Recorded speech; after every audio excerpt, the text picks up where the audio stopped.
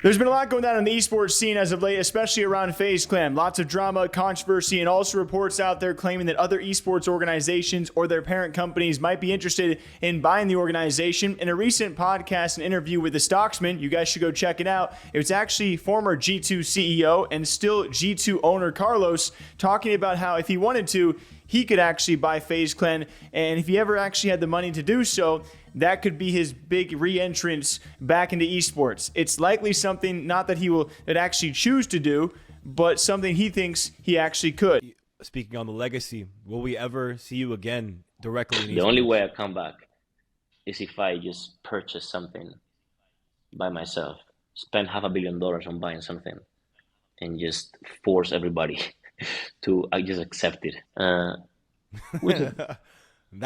would be a crazy fucking day. I can't lie to you, brother. That'd be some crazy fucking day. It's definitely not impossible. However, to be a successful team, you have to play in the games that are successful, and to be, and those games are all at large, led by people that would never let me in, nor I would want to be surrounded by.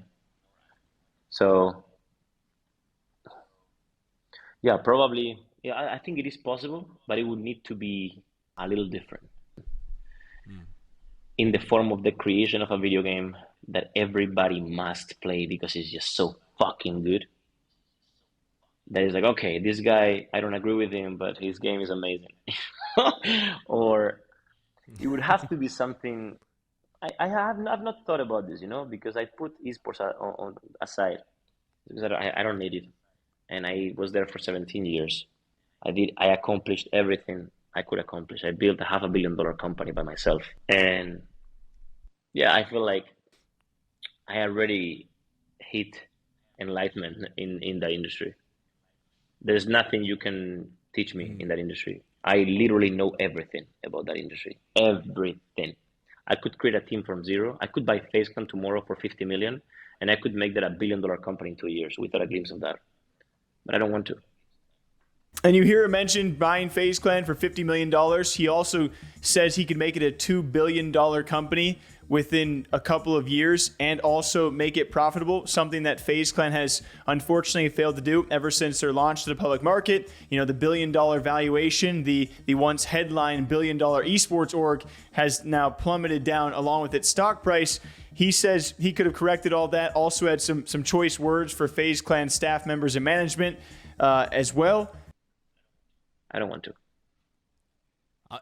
Hey, Carlos, I'm just saying, you'd run it a lot better than these motherfuckers. I'm just saying. Yeah, they're retarded, but that doesn't, it's it's just not gonna happen. I'm having too much fun right now with what I'm doing, and I don't deal with investors. Okay. I don't deal with anything like that.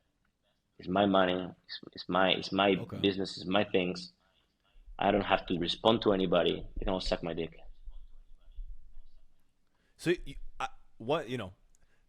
time-wise, we're getting there, but you just said something that, not to suck my dick, but before that was real good. So I wanted to just take a tidbit of it and just ask.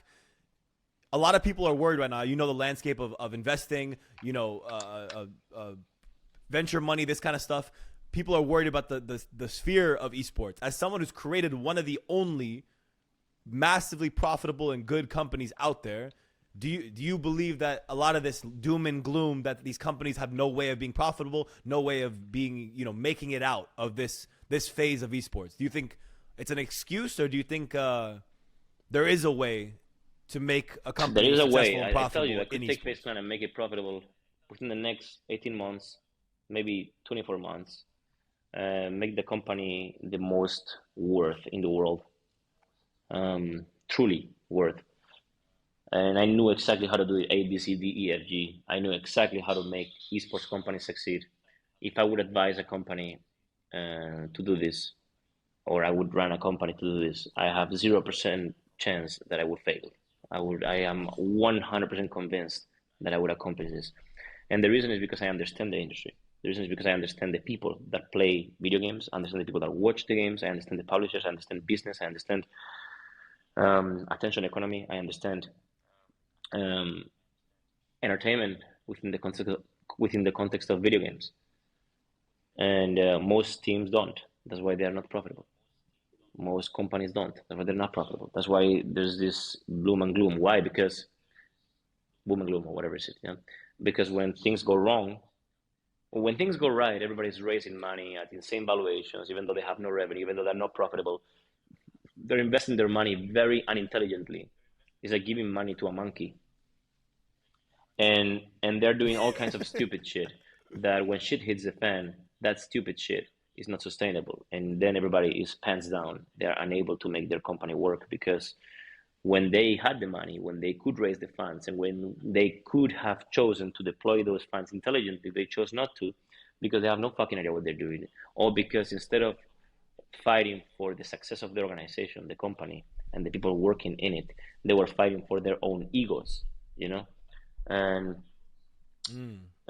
I never made a signing of a player just to build my name. I made a signing of a player to win and to make money with that player and to make the company successful.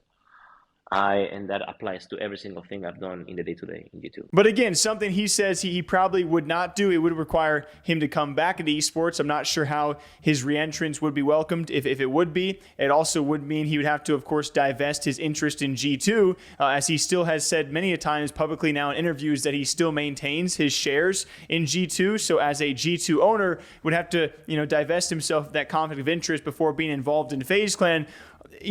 I've had my back and forth with Carlos and some of the things he has said or done in recent times on social media, even ever since the whole Andrew Tate ordeal. It would be interesting, though, to have him reappear in esports and see if he could actually do it again, the same things he did with G2. Now, in the same interview, he also refers to himself as the former king of esports, certainly not shy on the confidence aspect, but do you guys think that FaZe Clan could actually be turned around by Carlos if he did so choose to invest or buy FaZe Clan and bring him back into the market and try and revamp and rebrand? And what, of course, would that mean for FaZe Clan? Do you bring back the OGs? Who do you cut loose? Because I think a lot of people would say, given the layoffs of all the other esports organizations, including FaZe Clan, a lot of these companies have gotten far too big to even be successful or break even. It is also ironic, the full circle, imagining Carlos ever buying back FaZe Clan, because if you guys remember, back in the day, many years ago now, before his cancellation from esports, he was like their biggest rival and trash talker. Never was